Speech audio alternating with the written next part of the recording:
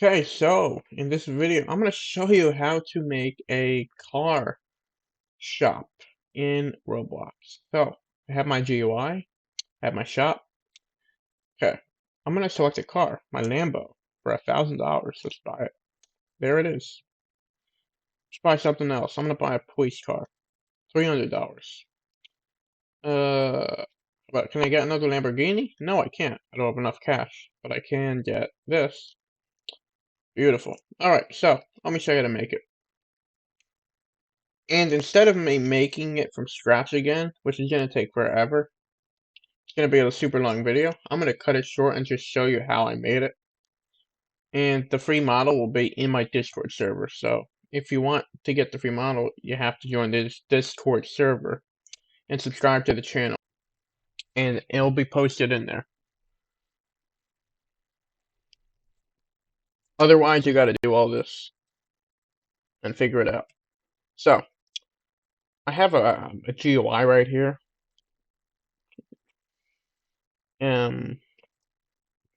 This is just a scrolling frame, right? A scrolling frame right here. So I can display more buttons, options, more cars to buy. I only added 3, it's a good number, and there's an info frame on the side, which just displays the name of the car and the buy button, and the button for buying it, and the price. So yeah, you can design your GUI any way you want. But the way I did it, you can design it any way you want. I like having this little bar on the side that tells me everything. So in the info frame right here, I have an item name, a string value, and an item price int value. So you make a string value named item name and and an int value named item price. And you don't have to set the values at all. Just do this item name, string value, item price, int value. Okay. And in the scrolling frame, I have 3 image buttons, and all of them have images that I took. They're screenshots of the cars that I use. And speaking of which, those cars are in replicated storage. I made a folder called cars, and all of my cars are in there. So make sure you put them in there, and make sure that your cars model primary part. Make sure it's a model first off. That your car is grouped in it's a model, and make sure that its primary part, which is like the main part of the model, you can set that in the property. Primary part, I just selected the driver's seat. You can do anything though. Anything in your car, you can that's a physical object in the game. Like, don't set it to a camera or anything or a humanoid. Set it to a part of the car. Um, so set the primary part of your car from the model to something. I just did driver's seat. Alright, so yes, do that. And in the car buttons in the GUI, I have 2 values, car and price. So a car is an object value. We want to get the location of the car, which is in the folder in replicated storage. So click on the value. So make an object value, call it car, and the value to whatever you want that button to buy you. So this is my Lambo right here. So its car value is set to Lambo because that's what it is. So I just selected it and I clicked on the Lambo in my cars folder, just like that. Okay, and each of them has it. Yeah, so, and the next value is a int value. It's the price. So you can just set the price of the car right in the value. You can put anything you want. I'll change it. Why not? I'll do 800. Why not? Police car, $800. Now, I put there's a local script in this scrolling frame, and what it does is basically it loops through all uh the, the things in this scrolling frame. It checks for if it's an image button. Then we say if the mouse button went click, if a player clicks on the button, then we get the values in the item info frame. Two variables right here. Yep. Then we just set the text of the label right here. We set the car name right here, and we update this by text to the price.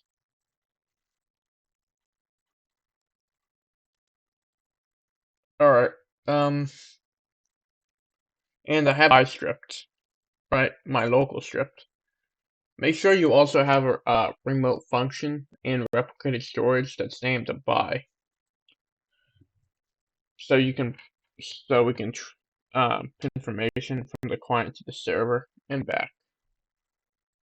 So if they click on the buy button, just get the car object in the scrolling frame like this.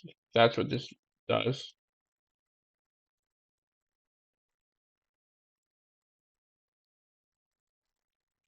And just keep in mind, if you're making your own GUI, your GUI it's gonna be different than mine, so you're gonna have to alter that in the script, and that's all up to you. And this is the way mine is laid out, so this is the way I did it. So if you do another GUI design, and it's not exactly like this, just expect some errors because yeah, and you gotta just make set the parents of everything correctly in the scripts.